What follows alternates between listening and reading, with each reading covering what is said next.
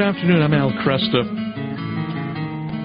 As time goes on, I continue to grow in my confidence that the Christian faith, and in particular Catholic Christianity, is the only story that makes sense. It's the only doctrine that leads to the right path. It is, in fact, what makes sense of reality. Christianity is true to the way things are. And there's evidence for this all the time. I've been looking lately at atheistic literature that has come up against a problem. The problem is that human beings are inveterately religious. In other words, there's a desire for meaning, morality, transcendent purpose, and atheism has a very difficult time doing this. I talked to a professor at Wayne State University many years ago, a philosophy professor, about this, an atheist, a very fine gentleman, and I said to him, well, how do you go about knowing that life has no purpose at all? And he said, well, you know, I go and I find purpose in my projects. And I said, but you don't see any purpose to those projects overall. He said, that's right. So what he has to do is he has to deny a hunger that all of us have to know that life is ultimately meaningful. Now, atheists do come up against this. I'm not talking about the pop atheists like Richard Dawkins, the non-serious atheists. I'm talking about those who understand there's a tragic dimension to atheism. And what they've started doing lately is they actually have Sunday meetings that replace church meetings. I'm not kidding you. There's Washington Post did a story on the new Church for Atheists.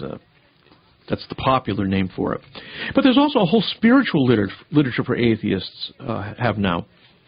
Atheists like to say science is the only source of meaning available to human beings. But what that means is that large swaths of everyday experience are insignificant because they're not under the scrutiny of science. And Richard Dawkins, for instance, responded to someone who was asking why religious experience or why people's sense of the presence of God doesn't count as evidence. And he said, well, all sorts of funny things happen in people's heads, but you can't measure them, so they don't mean anything. Well, you know, that's a pretty simplistic way to write off Teresa of Avila and John of the Cross and dozens of other Catholic mystics.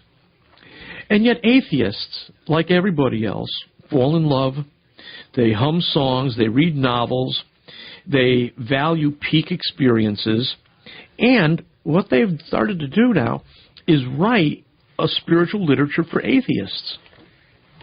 The number of books that are out there. Barbara Ehrenreich has written a book recently about this. Waking Up is a recently published memoir by Sam Harris. And in this, he actually admits that he himself has become a practitioner of meditation. I mentioned Barbara Ehrenreich. She's just written Living with a Wild God. Again, gives an account of her lifelong unbeliever history that's open to religious experience, but she hasn't been brought to faith in God. So you've got this unanswered question.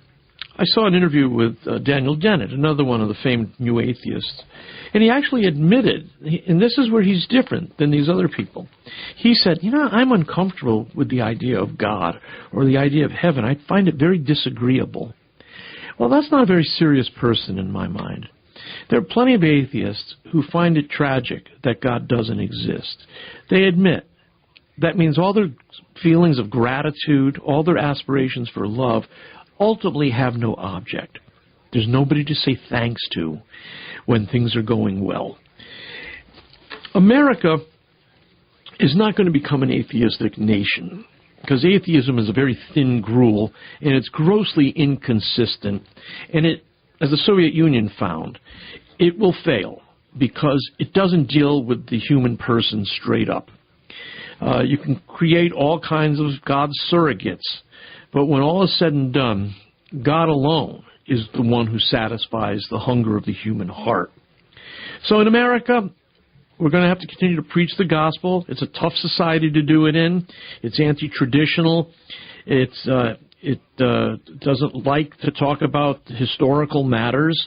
It sees itself as living in the now. It sees itself as glorifying the individual. It denies the supernatural. But this is the world we work in, and this is the world the new evangelization has to work in. So thanks for being with me today, and we'll be back tomorrow with another edition of this thing we call Kresta in the Afternoon.